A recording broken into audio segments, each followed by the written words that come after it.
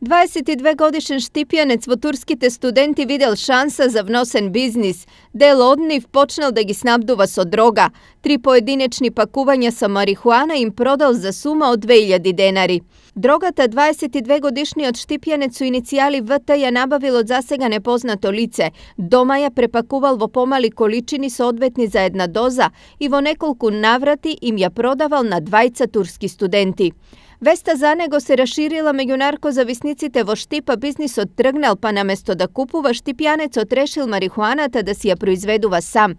Но гласот за него надалеку се чул, па стигнал и до ушите на полицијата. Ова иницирало претрес во домот на дилерот, каде се пронајдени 2 семки од канабис и саксија во која биле засадени 7 млади растенија канабис.